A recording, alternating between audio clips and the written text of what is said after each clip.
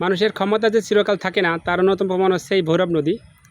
আপনারা ভৈরব নদী সম্পর্কে জানেন যে নড়াইলের রূপচাঁদ সাহা রূপসা নদী খনন করেছিলেন ভৈরব নদী থেকে কাশিবাসা নদীর যে সংযোগ স্থাপন করার জন্য, তার লবণ ব্যবসা সুবিধার জন্য। তার এই খাল খননের জন্য ওই খালটি হয়ে গেছে একটা বিশাল নদী আকার ধারণ করছে, আপনারা জানেন রূপসা নদী। আর যে নদীটি মৃতপ্রায় হয়ে গেছে সে হচ্ছে ভৈরব নদীর এই শাখা ভৈরব নদী, এটাও ভৈরব নদী নামে পরিচিত, এটা ভৈরব নদীর শাখা। তো রূপসা নদীর পানি যখন ওই দিকে প্রবাহিত হতে থাকে কাশিবাসা নদীর দিকে, তখনই আপনার এই ভৈরব নদীটি মৃতপ্রায় হয়ে যায়। দেখেন এই খালের আকার ধারণ করছে এই ভৈরব নদী। এটা হচ্ছে ক্ষমতার উৎস, যে একজনের হাতে ক্ষমতা চলে যাবে আর একজন ক্ষমতাহীন হয়ে যাবে, এটাই দুনিয়ার নিয়ম।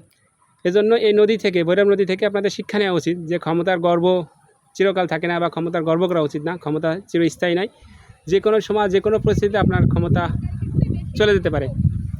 এখান থেকে শিক্ষাটা আপনি নিতে পারেন যে ভৈরব নদী একটা সময় উত্তাল ভৈরব নদী আজকে মৃতপ্রায় হয়ে গেছে শুধুমাত্র পরিস্থিতির কারণে।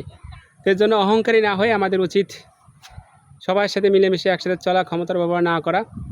তো ভৈরবের এই মরা নদীর পাড় থেকে আপনাদের সবাইকে ভালোবাসা জানাচ্ছি, শুভেচ্ছা জানাচ্ছি। ভালো থাকবেন, সুস্থ থাকবেন এবং এই শিক্ষাকে কাজে লাগাবেন যে ক্ষমতা চিরস্থায়ী নয়। ভালো থাকবেন, সুস্থ থাকবেন।